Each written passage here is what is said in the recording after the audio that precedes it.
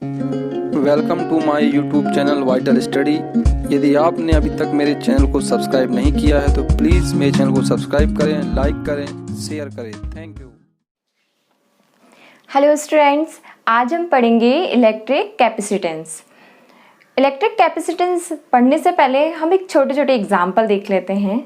आपने देखा होगा कि यदि किसी बर्तन में पानी डालते हैं हम, ठीक है, पानी डालने पे क्या होता है, उसका तल क्या होता है, इंक्रीज होने लगता है, उसका तल इंक्रीज होने लगता है।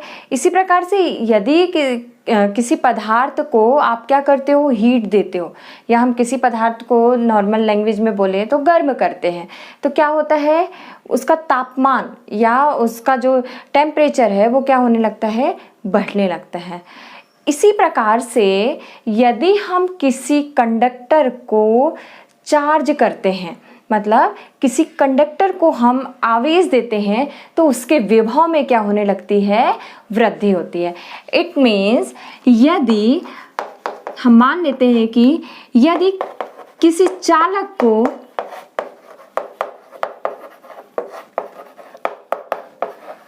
Q आवेश दिया जाए, देने पर उसके विभव में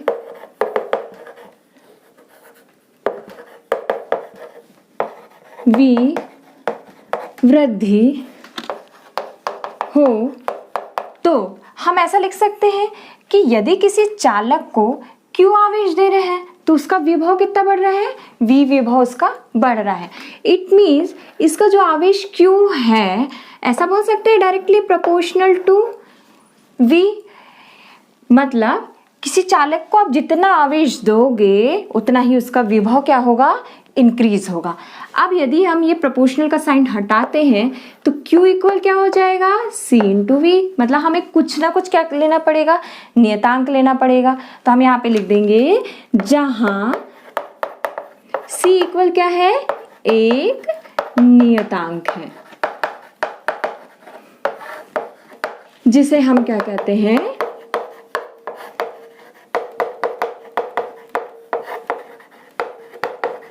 धारिता कहते हैं। अब हम अगर धारिता निकालना चाहे, क्योंकि हमारा टॉपिक विद्युत धारिता है, इलेक्ट्रिक कैपेसिटेंस है, तो हमें क्या निकालना है, C की वैल्यू निकालना है। तो C इक्वल क्या हो जाएगा, Q अपॉन V। या हम ऐसा भी लिख सकते हैं क्या कि धारिता C इक्वल Q क्या है, आवेश क्या कर रहे हैं, आवेश की मात्रा दे रहे हैं, किसमें, किसी चालक में।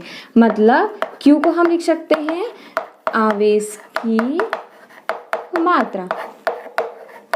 यदि आप आवेश इंक्रीज कर रहे हो तो आवेश की मात्रा दे रहे हो तो क्या इंक्रीज हो रहा है, आपका विभव। मतलब हम लिख सकते हैं यहाँ पे विभव में वृद्धि। तो एक डेफिनेशन तो आपकी ये हो जाएगी कि किसी चालक को Q आवेश देने पर उसके विभव में यदि V की वृद्धि, V विभव की वृद्धि होती है तो वो उसकी क्या कहलाती है, धारिता। या हमने अभी यहाँ पे धारिता C इक्वल निकाला Q अपॉन V, तो इससे भी आप एक डेफिनेशन बना सकते हैं कि यदि किसी चालक में Q आवेश की मात्रा देने पर, यदि उसके Q आवेश की मात्रा देने पर विभव V में जो वृद्धि का जो अनुपात है वो उसकी क्या कहलाती है, धारिता C कहलाती है। अब हम इसके बाद देख लेते हैं इसके मात्रक। C इक्वल क्या है, Q अपॉन V।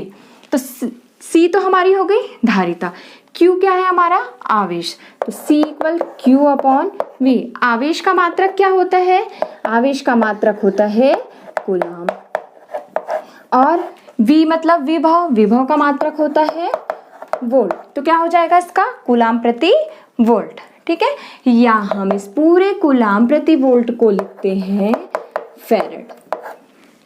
मतलब धारिता का मात्रक क्या हो जाएगा, यूनिट क्या हो जाएगी, फैरेड हो जाएगी।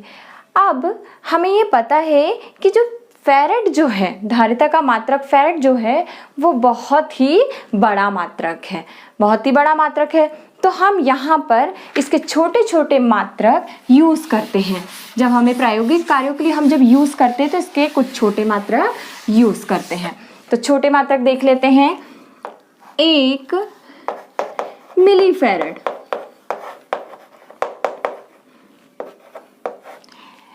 मिलीफैरड को हम लिखते हैं स्मॉल m और ये f। एक मिलीफैरड बराबर होता है 10⁻³ फैरड। फिर एक होता है एक माइक्रोफैरड,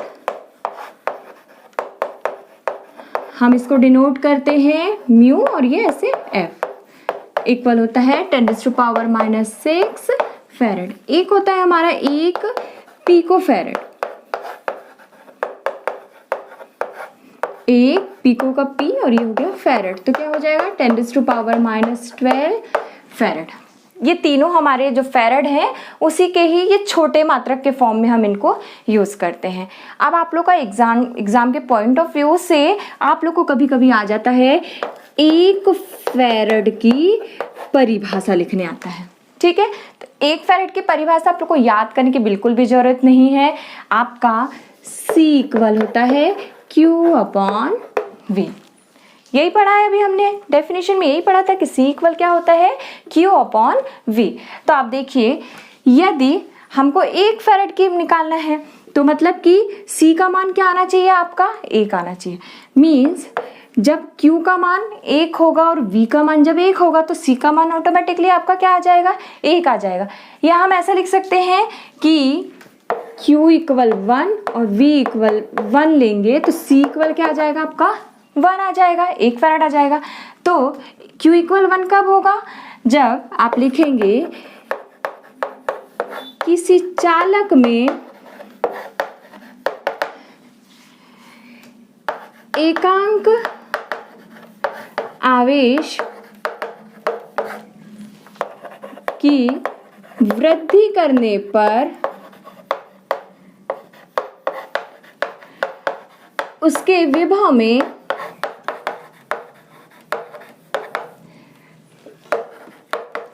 एकांक वृद्धि हो।